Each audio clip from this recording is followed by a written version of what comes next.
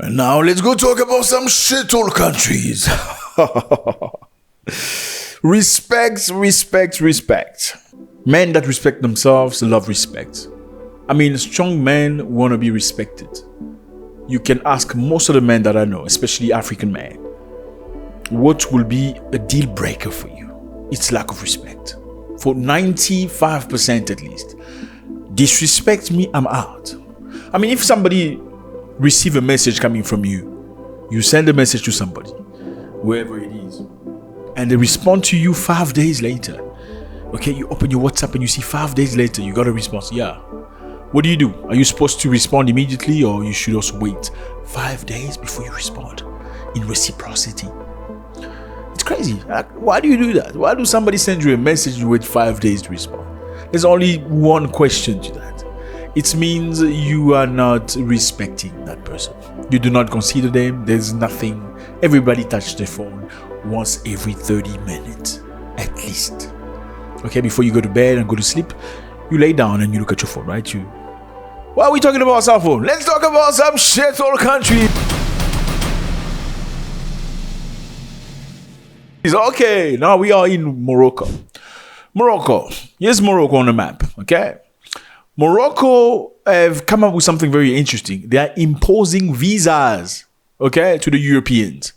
And this is very interesting. We need to find out about this. Moroccan parliament proposed introducing a mandatory visa for European citizens wishing to travel to Morocco. This initiative is part of a logic of reciprocity in the face of restriction imposed on Moroccans wishing to travel to Europe. Now, this is very interesting. So, the Moroccans are going to impose visas on European countries. Very interesting. Why? Well, Moroccans need visa to Europe, right? For a Moroccan to travel to Europe, they need to apply for a Schengen visa. Why shouldn't Europeans apply for Moroccan visas before they come to Africa? It's crazy stuff. And you know, what's interesting is last year only, about 136,000 visa applications from Moroccans were refused or rejected by the Schengen embassies. 136,000 people were rejected. Now, let me put it this way for you, okay? 136,000. Let's say each of them paid a minimum of $100 for application fee. How much is that? 136,000. Do some math. You see, you don't know mathematics. You just talk. You don't know math. That's about $13 million, my brother. Yes, that's the money they make in 1 year out of rejecting visa. No, not you, you're going to run away. Not you, you're going to get married and stay forever. Not you, you're going to be a criminal. That's what they do. They will let you and allow you to apply for a visa, well knowing that you're not going to get it. You ain't going to get it. You bring your papers, toss it there. Okay, thank you. Toss it there. Okay, thank you. 136,000 visas.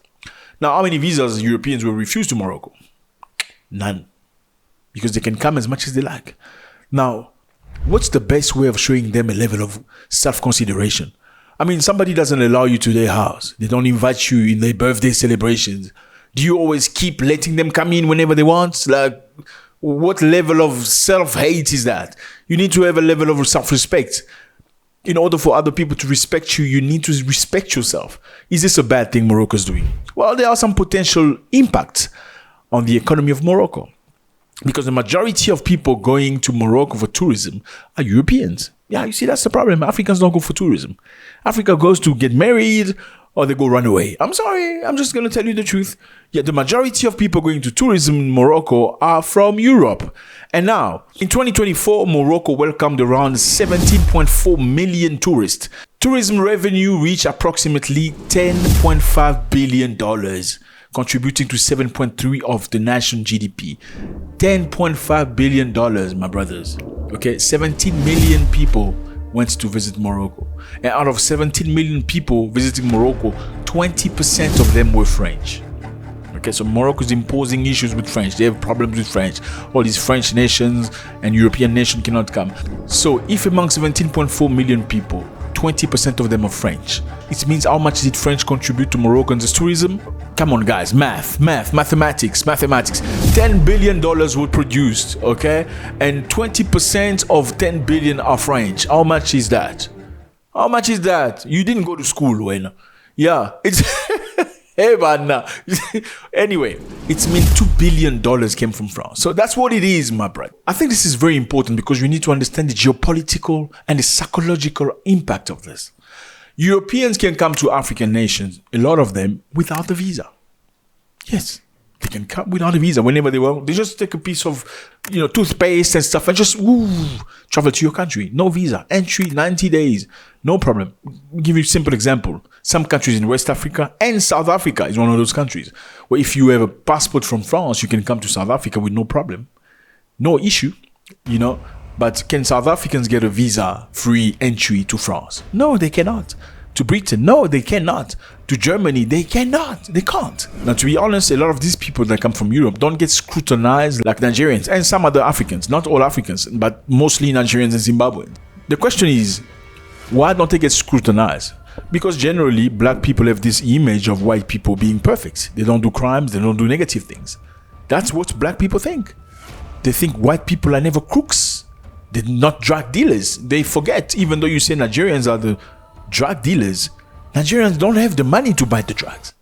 Nigerians are the runners. They are big people who buy the drugs. If Nigerians are contributing to the drug atmosphere in South Africa, if they are, the top dogs are not Nigerians, they're white.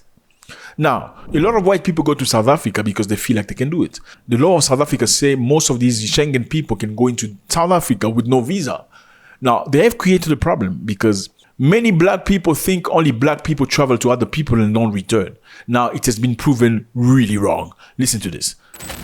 There are close to 2 million illegal white immigrants in South Africa. They come from 3 countries: Italy, Portugal, and England. I had the honor, the last time I was in SA, which was last month, of meeting some of those illegal white aliens. Okay? This is how they live and move and work in South Africa. 1, they are white, so their skin color protects them very, very much. 2, they are employed by white South Africans in their big companies. Not a single one of them was earning less than 100,000 rand. In fact, they were earning in US dollars, because one was telling me she just lost 50,000 US dollars. When they drive, they use their European passport, their European driver's licenses, and cops take that European driver's license without a whimper. When they travel, they use their European passports. They actually use their European passports to get in and out. They say they buy papers from immigration people sometimes. And sometimes they go to Lesotho for a couple of days. Then when they come back, they get their passport stamped. Some of them have been in South Africa as illegal citizens for more than 10 years. And some of them just arrived like 8 months before I met them. I was introduced to them in business. These people are protected, closeted, and loved by the white community of South Africa, and they make sure that they are doing well. They have the top office jobs which pay the most money, more than 100,000 rand a year. We're talking at around 175, 200, 300,000 rand a year. They don't pay taxes to the government of South Africa, but they are living there peaceful and happy and covered by their own. What are you going to do about those? Tell me what you're going to do about those. Your own immigration has the statistics.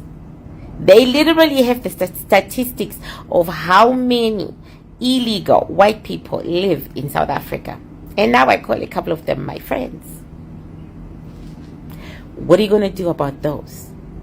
Now they are straining your system big time. What you going to do?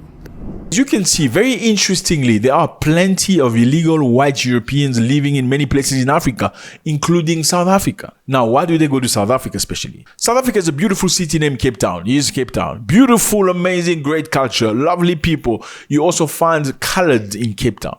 These are colored, these are blacks. For my American people, I know you don't necessarily understand what this means, but in South Africa, you get black people like this man and colored people like these people right here.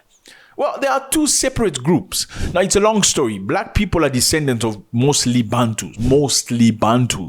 Obviously, there are other groups, but mostly Bantus. And colored are actually a mixture of many cultures, including Asians that came to Africa long time ago. So they are not necessarily black, as you would say, colored person in America.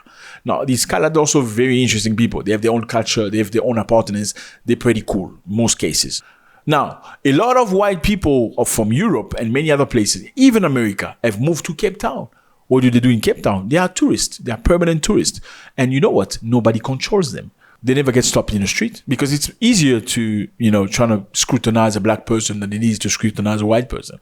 And the problem they have created is this. Because they naturally earn money either in dollars or euros. They have a lot of money compared to the local people. They've gone to the nicer area of South Africa to rent.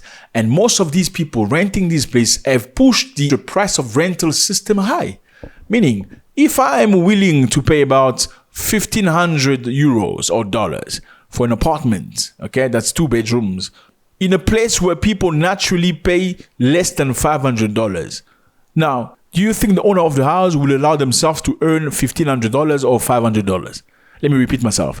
If I, the foreign person, can afford $1,500 on an apartment in a place where people normally pay less than $500, do you think the owner of the house will be willing to let his apartment be let at $500 or $1,500? They've pushed the price of rental high.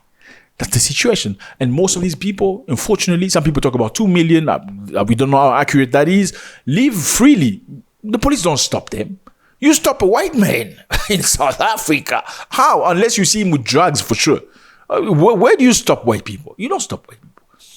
So these people work. How do they survive? Like that lady says, some of them survive by obviously, being hired by other white people that prefer them. And it's a company. When you see white people say, oh, he's his cousin. He probably came from Britain. Oh, he's his cousin from Portugal or Italy. That's what it is. Now, should South Africa impose a level of reciprocity because they are naturally asked for visas to go to Europe? It's a very interesting conversation. Well, some South Africans will tell you that the reason why they can't go to Britain anymore, it's because the Nigerians used to misuse the South African passport. But Nigerians going to South Africa, marrying a South African and progressively acquiring the South African passport to travel abroad and then go do mayhem. And that's the reason why these people in Europe have decided to block the visas for South Africans to travel. Well, I can tell you that's partly true, but I'm going to tell you something else.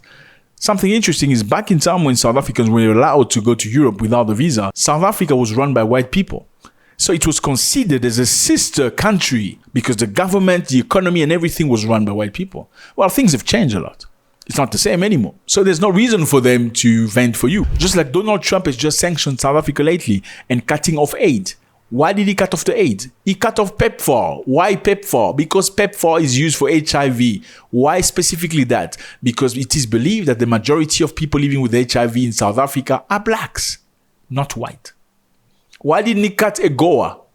You know AGOA. AGOA is a system that allows many African countries to export into America with very little tax. AGOA is managed by white people. They have the handle of that. Agriculture, foods, and all that export. He didn't sanction AGOA, he sanctioned PEPFAR. That is a way to show you that, hey, they are looking after each other. Now, should African nations impose reciprocity to these nations that are they're looting Africa? Because you go, you apply, they refuse. I mean, they have a quota, like out of 100% application, we need to accept maybe 1%. So they already know you're not going to get a visa. Why not just say, okay, don't come apply for visa. We send you whatever before you pay. We can decide before you pay. They make you pay first. Let me know how you feel about this. It's always a great pleasure. Morocco pushing back. They say, okay, the law has not been accepted. The parliamentarians are pushing it so it can be accepted. Let me know how you feel about that. God bless.